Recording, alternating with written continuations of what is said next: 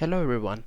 Last video में हमने Sprite costumes को देखा था और हमें ये पता चला था कि एक स्प्राइट के बहुत सारे कॉस्ट्यूम्स हो सकते हैं और एक costume basically different different visuals show करता है हमारे स्प्राइट के। इस वीडियो में हम लोग एक और स्प्राइट का कॉन्सेप्ट देखेंगे जो कि है स्प्राइट साउंड्स। अब हमारे पास स्क्रैच में बहुत सारे स्प्राइट्स हैं और उन बहुत सारे स्प्राइट्स की काफ़ी सारी साउंड भी हो सकती हैं। हमारे पास कुछ स्प्राइट्स ऐसे भी हैं जिनकी कोई साउंड नहीं है और बहुत सारे स्प्राइट्स ऐसे भी हैं जिनकी साउंड्स हैं। तो अगर हम अपने कोड के राइट साइड पे देखें तो हमारे पास एक साउंड का टैब भी है और अगर मैं इसको क्लिक करता हूँ तो हम लोग यहाँ पे देखेंगे कि जब भी मैं कोई स्प्राइट अपने प्रोजेक्ट में लाऊंगा तो उसके रिलेटेड जितनी भी साउंड्स होंगी वो सारी की सारी हमारे साउंड्स के टैब में आ जाएगी। अब लेट्स से मैं एक स्प्राइट लाता हूँ जो कि है रोबोट और मैं ये रेट्रो रोबोट यूज़ करता हूँ।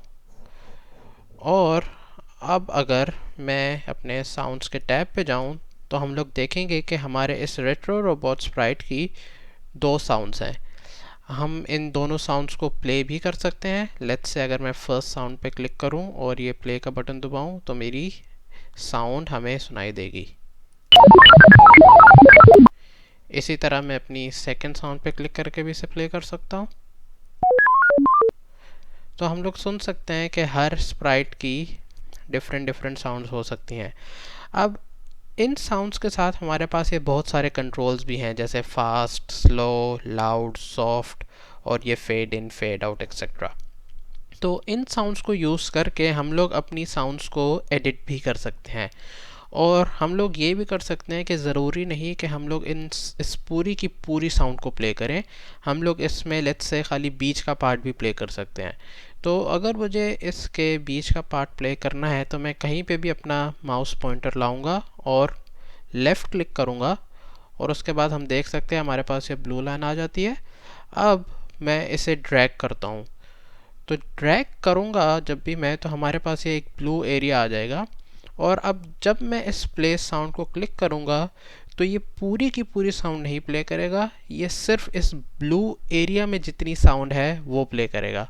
तो अब मैं इसे प्ले करके देखता हूँ तो हम सुन सकते हैं कि हमारी सिर्फ ये जो एरिया है ब्लू वाला एरिया इसकी साउंड प्ले हुई है। इसी तरह मैं अपनी साउंड्स को एडिट भी कर सकता हूँ। लेट्स से मैं इसको थोड़ा सा स्लो करता हूँ तो हम सुन सकते हैं कि ये कितनी स्लो चल रही थी। अब मैं इस अपनी साउंड को और सॉफ्ट कर सकता हूँ तो हम सुन सकते हैं कि हमारी साउंड मॉडिफाई होती रहती है। इसी तरह मैं ये फेड इन और फेड आउट भी यूज़ कर सकता हूँ।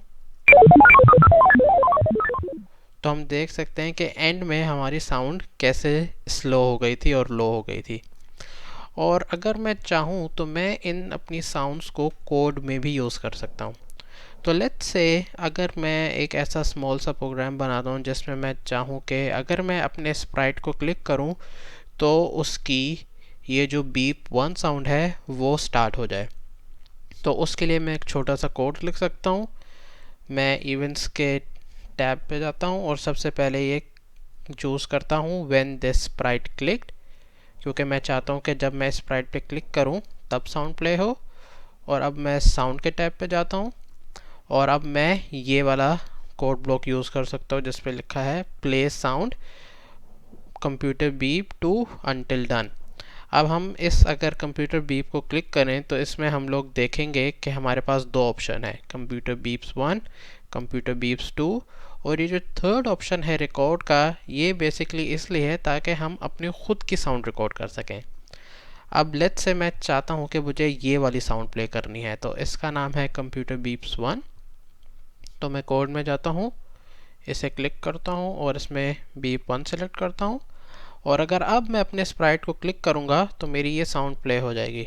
अब मैं इसे क्लिक करता हूँ तो हम सुन सकते हैं कि हमारे कंप्यूटर बीप्स 1 प्ले हुई। इसी तरह हमारे डिफरेंट डिफरेंट स्प्राइट्स की डिफरेंट डिफरेंट साउंड्स हो सकती हैं। लेट्स से मैं एक और स्प्राइट लाता हूँ जो कि है लेट्स से कैट, और अगर मैं इस कैट को सेलेक्ट करूँ और अगर मैं इसके साउंड्स के टैब पे जाऊं तो हम देख सकते हैं कि हमारे पास इसकी भी एक साउंड है जो कि है म्याऊं। अब मैं इसे रन करता हूं तो हम सुन सकते हैं कि ये कैट म्याऊं की साउंड बोल रही है। इसी तरह मैं इसको दोबारा एडिट कर सकता हूं अपनी मर्ज़ी से। अगर मैं चाहूं तो मैं इसको ज़रा रोबोटिक में भी कर सकता हूं। तो हम देख सकते हैं कैसे चेंज हो गई। अब मैं इसको अनडू कर देता हूँ इस अनडू बटन से, तो ये वापस ऐसे ही हो गई। आज के वीडियो में हम लोग यही सीखेंगे। हम लोग और वीडियोस में इस साउंड के सेक्शन को और डिटेल में भी देखेंगे। तो आज की वीडियो में बस इतना ही। Thank you.